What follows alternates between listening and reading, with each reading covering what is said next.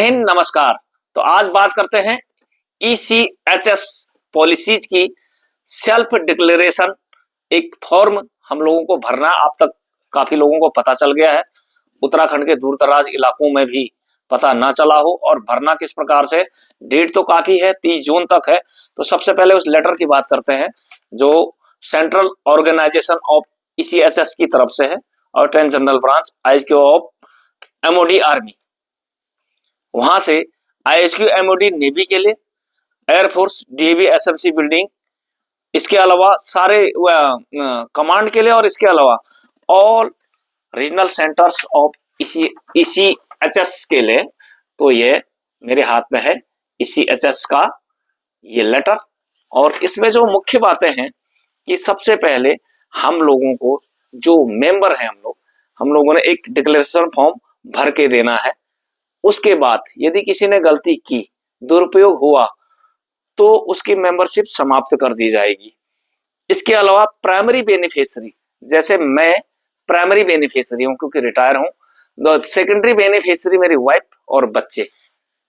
तो primary beneficiary को मुझे वो फॉर्म भर के देना होगा, अभी फॉर्म भी दिखाऊंगा आपको। उसके अलावा इसमें इंस्ट्रक्शन दिए हुए हैं जो इस सेल्फ डिक्लेरेशन में, इसमें इंस्ट्रक्शन है, ये ईसीएचएस की वेबसाइट पर उपलब्ध है। अब तो उपलब्ध क्या, जिस प्रकार से मेरे पास आया है कई लोगों तक ये पहुंच चुका है, और अभी फॉर्म भी दिखा दूंगा। ये वहां पर फॉर्म मिल भी जाता है, वहां पर भरिए, उस हिसाब से साइन कराइए। इसके विस्तार से फॉर्म में दिया गया है, यानी ये लेटर है और उसके बाद ये इसका फॉर्म हो गया, फॉर्मेट हो गया, जिस पर हम लोगों ने हस्ताक्षर करने हैं, सिग्नेचर करने हैं। ये हिंदी अंग्रेजी दोनों में है। तो जरा पढ़ के बताते हैं कि ये है क्या। तो लाभार्थियों के लिए निर्देश और स्व घोषणा का प्रारूप, जो हम खुद ही घोषणा कर रहे हैं कि यदि मैं इस प्रकार से या मेरे बेनिफिशियरी गलत इस्तेमाल करेंगे तो मेरी सदस्यता हमेशा के लिए रद्द की जाएगी। इस संबंधित इसे पढ़ते हैं। स्व घोषणा का प्रारूप, मैं गंभीरता से पुष्टि करता हूं और घोषणा करता हूं यदि मैं और मेरे आश्रितों द्वारा इस ईसीएचएस खाता से सदस्यता कार्ड का दुरुपयोग होता है, कोई अनाधिकृत व्यक्ति द्वारा उपयोग किया जाता है, कहने का मतलब लागू मुझे है, इलाज किसी और का हो रहा है, तो मेरी सदस्यता बिना नोटिस या आगे की सुनवाई के बगैर ही रद्द कर दी जाएगी। इसके अलावा योगदान भी जब्त हो जाएगा, यानी जो सब्सक्रिप्शन भरते हैं पेंशन आते समय सीधे सीधे ही कट जाता है। और इसकी जो अनाधिकृत तरीके से इलाज में जो खर्च आया है उसका भी मैं भुगतान करूंगा, और ईसीएचएस संगठन के लिए कानूनी कार्रवाई का भी उत्तरदायी रहूंगा। नंबर, आपका rank, name, army number, ECHS card number, number of dependence की कितने हैं, जैसे मैं, मेरी पत्नी 2, बच्चे जिसके 9,000 से कम कमाई वाले हैं, लड़के के लिए जैसे पता है 28 साल, लड़की आजीवन हो सकती है लेकिन वो अविवाहित हो और कमाई 9,000 से ऊपर ना हो। इतना तो लॉस्ट कोई ट्यूशन भी पढ़ा रहा होगा, उसकी भी कमाई 9,000 से ऊपर होगी। कम से कम हमारे बच्चे तो कोई नहीं आते इस दायरे में। और नीचे आप इंडिविजुअल सिग्नेचर करेंगे। तो मिस यूज की थोड़ा आप डिस्कस कर सकते हैं कि मिस यूज कैसे हो सकता है। नंबर 1, अपनी जगह किसी और का इलाज करवाते हो। नंबर 2, बच्चे अगर 9,000 से ऊपर कमाई वाले हैं फिर भी दिखा नहीं रखा किसी तिकड़म हथगंडों की वजह से, और हो सकता है उनका इलाज करा रहे हो। और इसमें पैनल हॉस्पिटल और रीजनल सेंटर ईसीएचएस की क्या मिली भगत या भूमिका है, क्या उसकी जांच नहीं होनी चाहिए? क्या केवल आश्रित ही गलती करता है? अक्सर करते होंगे, एक आधा मान सकता हूं, वो रद्द भी करना चाहिए, सजा भी मिलनी चाहिए। ऐसे सैनिकों की जरूरत नहीं है जिसकी वजह से दूसरों को लिख के देना पड़ रहा है, लेकिन क्या अन्य किसी की भूमिका नहीं है? प्रश्न ये है, आखिर क्या केवल बेनिफिशियरी ही गलत होता है? इस एक बार जब ईसीएचएस ओआईसी को मैंने खुद पूछा था, सर हमारा सीजीएचएस की तरह डायरेक्ट क्यों नहीं हम जा सकते? इतने सारे बैरियर के बाद हम लोग पैनल में जाते हैं और वहां भी केवल हॉस्पिटल पेनलाइज है, डिस्पेंसरी पेनलाइज नहीं है, वापस यही आना पड़ता, आखिर क्यों? उन्होंने कहा था कि फ्रॉड को रोकने के लिए, क्योंकि फंड्स के गलत इस्तेमाल होते हैं। बताइए, गंगा हमेशा ऊपर से नीचे बहती है या नीचे से ऊपर को? गंगा हमेशा गंगोत्री से गंगा सागर जाती है। यानी कि जब तक ऊपर वाले का संरक्षण ना हो, ऊपर वालों को नहीं जा रहा है, तो कलर के या कोई गलती कर सकता है? और आप लोगों को टाइम कितना है? कहां फंड का दुरुपयोग करेंगे आप? जिसके पास पद, पावर, कलम है, जो लिखा पढ़ी करते हैं, अकाउंट में जो बैठे हैं, वही इतना करते होंगे। अगर केवल एग्जाम्पल के तौर पर, मैं सिर्फ एग्जाम्पल की बात कर रहा हूं, देहरादून ईसीएचएस की बात की जाए तो 25 से ऊपर डॉक्टर हैं, सारे मेडिकल अफसर हैं, कोई मेडिकल स्पेशलिस्ट केवल एक है साहब। जितने शॉर्ट सर्विस हैं, सबको नौकरी मिली है, सबकी तनख्वाह 75,000 है, उतने ही स्टाफ भी हैं। तो कुल मिला के कितना लाख रुपया इस सिस्टम को व्यय हो रहा है। डायरेक्ट सीजीएचएस की तरह होता तो इतना पैसा गवर्नमेंट के काम आता।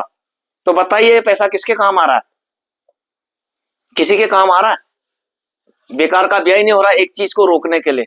दूसरा, कई बार लेटर दे चुके हैं और सवेरिया में भी बातचीत हो रखी है। पर्सनल मैंने खुद कर्नल वेटरन साहब को बताया कि सीजीएचएस की तरह पॉलिसी हो और डिस्पेंसरी भी पेनलाइज हो। यदि हॉस्पिटल क्यों है? मैंने कहा देसी तरीके से बताता हूं, गाय के साथ बछड़ा नहीं दोगे तो क्या गाय दूध देगी? हमें वापस 20-20 किलोमीटर आना पड़ता है। इतने में तो हम बद्रीनाथ की यात्रा कर लें। पहले वहां जाओ, फिर यहाँ आओ, यहाँ दवाई नहीं है, फिर प्राइवेट से लो, फिर डिमांड करो, यही करते रहे या इलाज कराएं। फिर पॉलिसी में ईसीएस जो रेफर अब करते हैं, प्रारूप में अपनी राय रखता हूं। नंबर 1, क्या केवल बेनिफिशियरी ही गलत होता है? सिस्टम इसके लिए जिम्मेदार नहीं है? क्या सिस्टम को भी जिम्मेदार ठहराया जाएगा? इसमें एक लाइन ये क्यों नहीं है कि आपके साथ साथ यदि सिस्टम गलत पाया गया तो सिस्टम पर भी सख्त कानूनी कार्रवाई होगी? इस पेज में कहीं नहीं है। नंबर 2, सीजीएचएस की तरह नहीं हो सकता। मैं अपने पहले पॉइंट को दोबारा दोहराता हूं, सिग्नेचर तो हम करेंगे ही, फॉर्मेट तो सबके लिए, लेकिन ऑर्गेनाइजेशनल भी इसमें गलती पाएगी तो ऑर्गेनाइजेशन के वो पद भी उतनी ही सजा के हकदार रहेंगे। इसमें कहीं नहीं लिखा हुआ है। काउंटर साइन ओसी के होने इसमें। और डिस्पेंसरी पैनल में क्यों नहीं है, मैंने पहले बता दिया।